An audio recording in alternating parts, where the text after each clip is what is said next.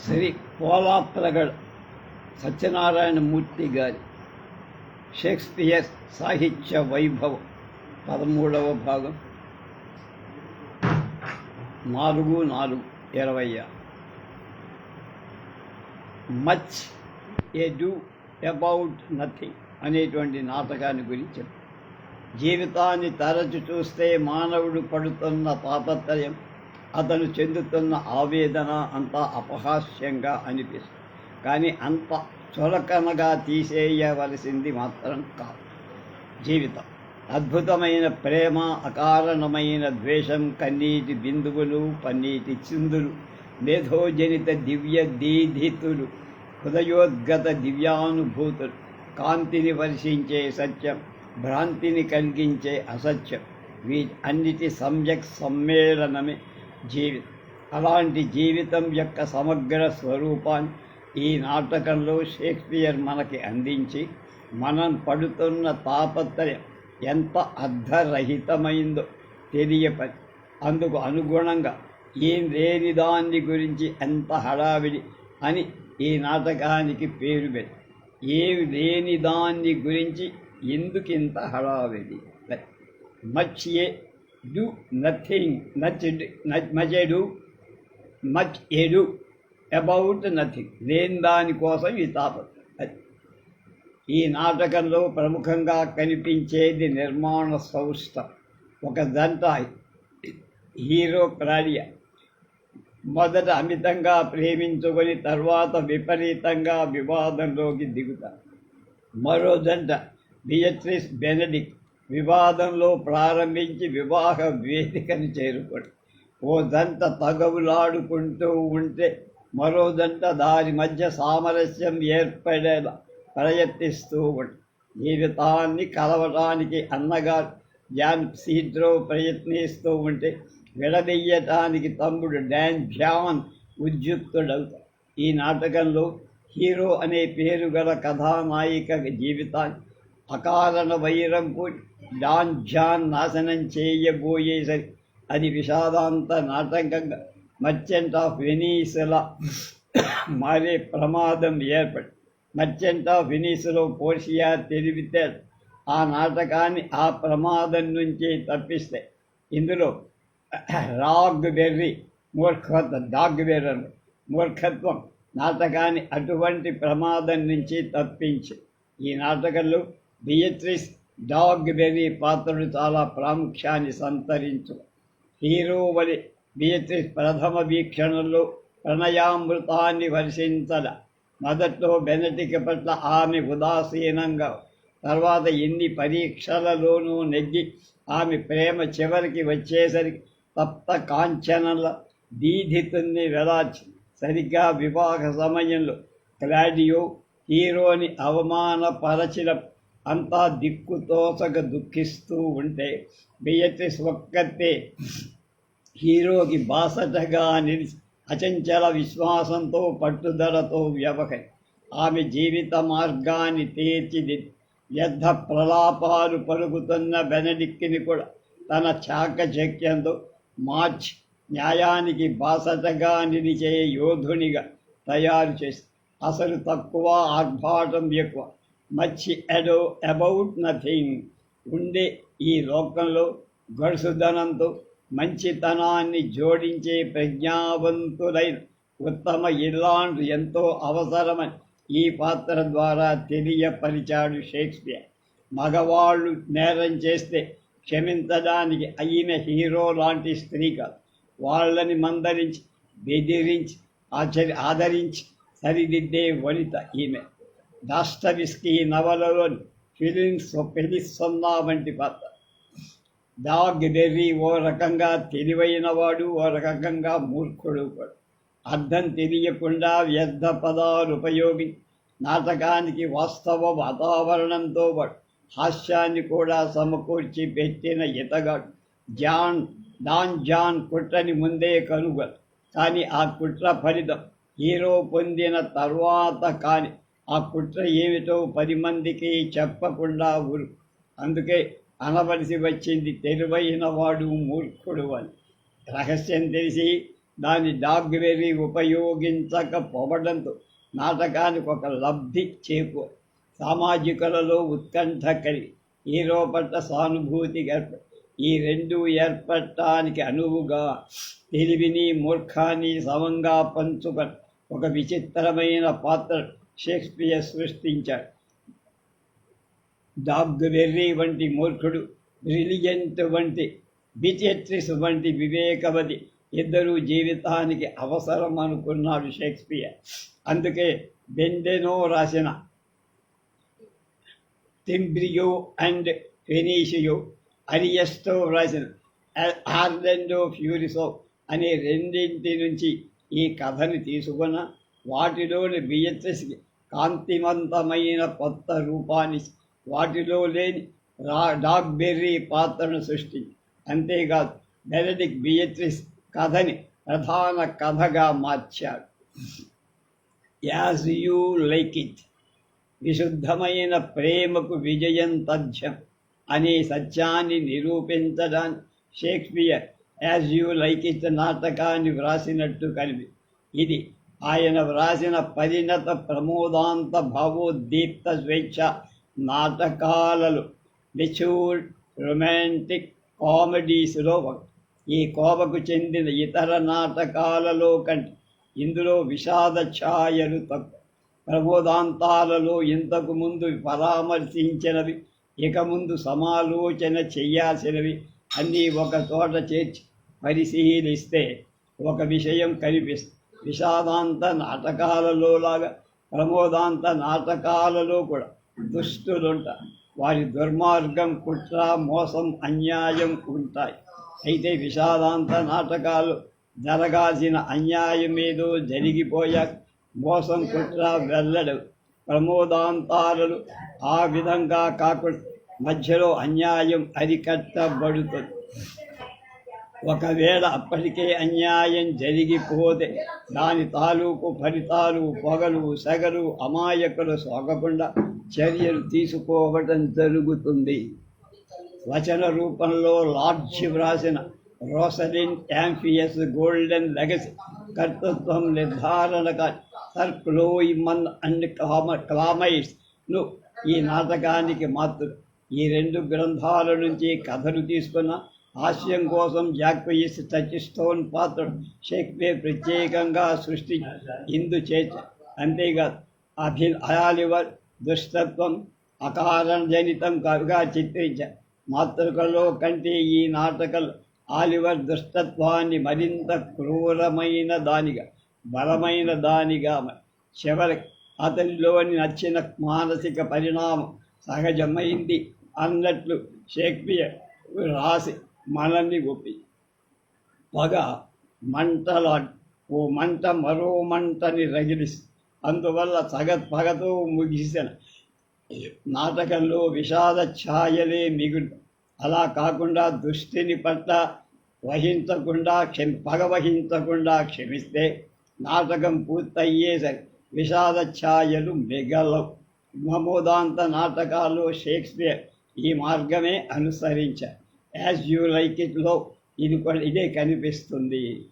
ఈ నాటకంలో రచయిత పాత్ర కంటే ఆ పాత్రల జీవితానికి, ఆ పాత్రల జీవిత విధానానికి, వాటికి గల పోలికలకి, భేదాలకి ప్రాముఖ్యం ఇచ్చారు. అయినా రోసలిన్ పాత్ర చిత్రణ విశిష్టంగా సాగి ఆమె స్వతసిద్ధంగా కాంతి పుంజమే కాదు, తన పరిధిలోకి వచ్చిన పాత్రలన్నిటిపై ఆ కాంతి ప్రసరింపచేసి నిరీవహ స్థితిలో ఉన్న జాక్వయిస్లో కూడా మానవీయతను వెలిగించగలిగిన దీప్తి జాక్వయిస్ గర్హించి ఫోబీని మందరించి సర్వీయస్కు నమోదించి నిశితమైన పరిజ్ఞానంతో లోకం పోకడ తెలుసుకున్న వివేకంతో అద్వితీయమైన చతురత దయనీయుని పట్ల జాలి నాటకంలో ఈమె గణనీయ పాత్ర నిర్వహించి వెనీస్ నాటకాలలోని పోర్షియాలాగా, మచెడోలోని బియట్రిస్ లాగా నిర్మలమైన ప్రేమ మార్గం నిమ్నోన్నతాలతో దుర్మార్గాలతో దుర్గమమైంది. దాన్ని అధిగమించడానికి నిగ్రహం, వివేకం అవసరమని చాటి చెప్పి మోసం, దాబు హడావిడి దర్పాలతో నిండిన నగర జీవితాలకు ప్రశాంతత, నిరాడంబరం, నిష్కాపట్యంతో నిండిన పల్లెటూరి సహజ జీవితాలు గల తారతమ్యాన్ని midsummer night's dream, tempest నాటకాలలో ఈ నాటకంలో షేక్స్పియర్ ప్రవేశపెట్టారు. నగర జీవితంలో అలసిపోయే వ్యక్తులకు విశ్రాంతితో పాటు విజ్ఞానాన్ని కూడా ప్రశాంతమైన ప్రకృతి జీవితం ప్రసాదిస్తుంది. కానీ ఆ విధంగా జ్ఞాన సముపార్జన చేసి సేద తీరిన తర్వాత తిరిగి పట్టణాలకే పోవాలనుకోవడం మానవులో కనిపించే ఈ విచిత్ర ప్రకృతి మనం పైన చెప్పిన 3 నాటకాలు చూడగలమని హెలెస్ గార్డినర్ అన్నట్లుగా 1959లో జాన్ గెరేట్ సంకలనం చేసిన గ్రంథంలో ఉంది. అన్నగారైన ఆలివర్ మోసానికి ప్రభువైన ఫ్రెడరిక్ ఆగ్రహానికి గురైన ఆల్ ఎరెండ్రో ఆర్టెన్ అడవిలో ప్రవాసానికి వెళ్తారు.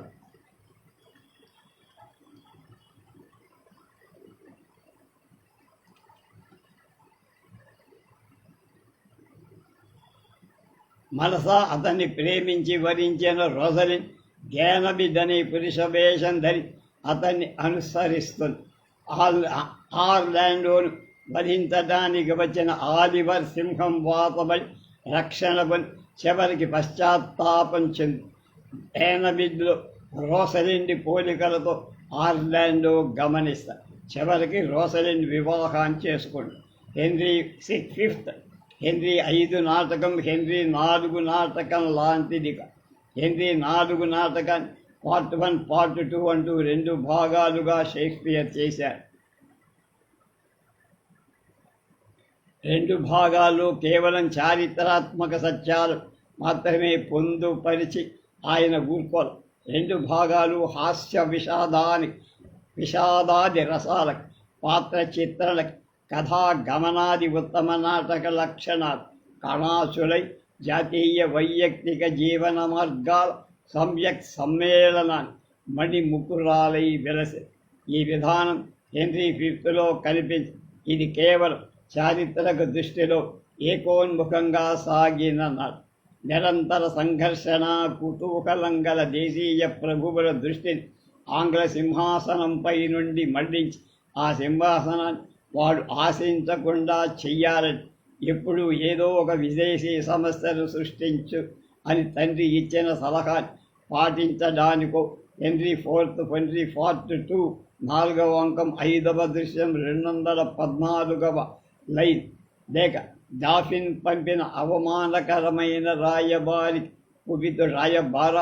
కుపితుడై అతని కాలరాచి ఓడించడానికో కాక తనని ఫ్రాన్స్ని కబలించాలనే దురాశ ఏర్పడడం వలన హెన్రీ V ఫ్రాన్స్పై దండయాత్రకు వెళ్ళి ఆ దండయాత్రలో తన సైన్యం చాలా వరకు నశించగా విధి లేక ప్రాణాలకు తెగించి అగ్ని కోర్టు యుద్ధం చేసి జయించి ఫ్రెంచ్ యువరాణి క్యాథరిన్ని వివాహం చేసుకోవడం నాటక ఇతివృత్తం.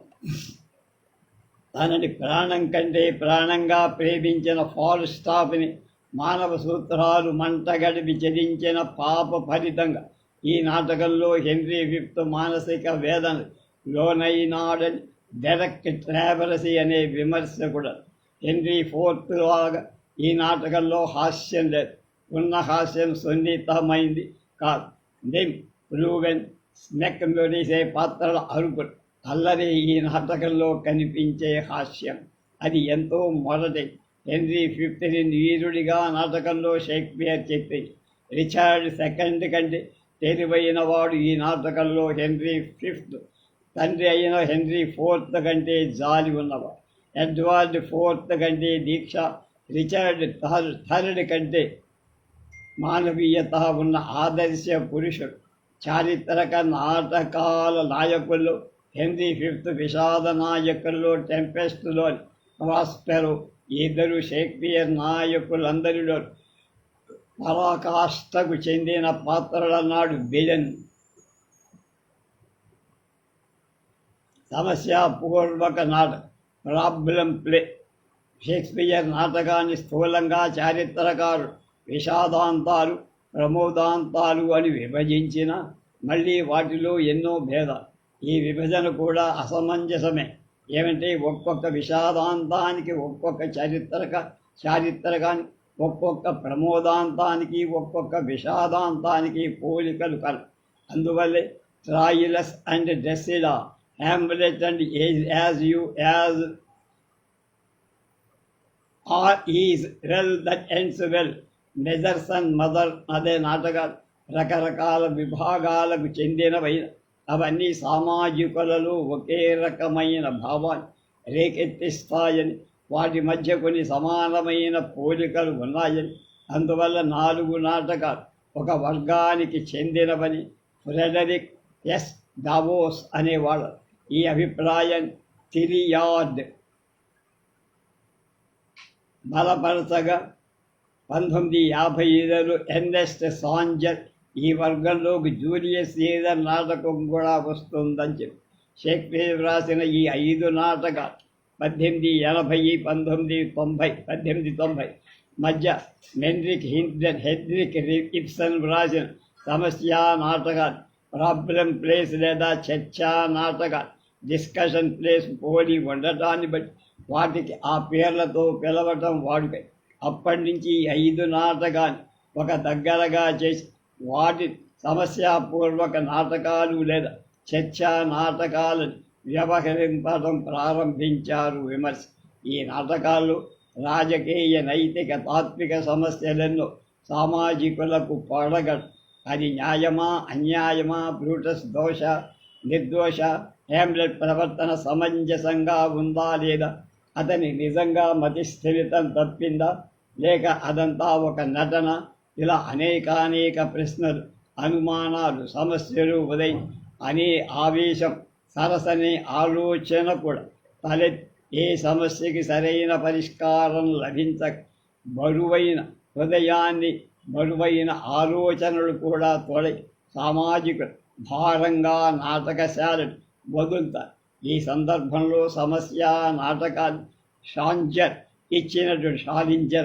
ఇచ్చిన నిర్వచనం గమనం. షేక్స్పియర్ కళాత్మకమైన ఆలోచన, షేక్స్పియర్ మైండ్ అండ్ ఆర్ట్ అనే గ్రంథంలో డౌడెన్ చెప్పినట్టు ఇంతవరకు భావోద్దీప్త, స్వేచ్ఛాపూరిత, ప్రమోదాంతక నాటకాలు, రొమాంటిక్ కామెడీలు వ్రాసిన షేక్స్పియర్కు ఆలోచనలో, నాటక కళా సంవిధాన దృష్టిలో గణనీయమైన మార్పులు వచ్చుంటాయి. అంతేకాక అప్పటికి కొంత పరిణత మనస్కుడై జీవితం ఆనందమయమా, విషాదాంతమా, లేక వెలుగు చీకట్ల సమ్మిశ్రమ జీవితాన్ని ఎలా అర్థం చేసు ఈ విధమైన జిజ్ఞాసకు లోనైవుడు. అందుకే ఈ సమయంలో అతని కాలం నుండి జిజ్ఞాసాపూర్వకమై సమస్యా నాటకాలు వచ్చి ఉండాలి. ఇది రాబోయే విషాదాంత నాటక రచన కాలాన్ని, గడచిన ప్రమోదాంత నాటక కాలానికి మధ్య ఉన్న పరిణామ దశ. ఈ సమస్యాపూర్వక నాటకాలు చూడడంతో సామాజికులు ఎంతో మానసికమైన మదన అనుభవించి షేక్స్పియర్ కాలం నుండి త్వరగా వెలువడబోయి విషాదాంత ట్రాజడీ,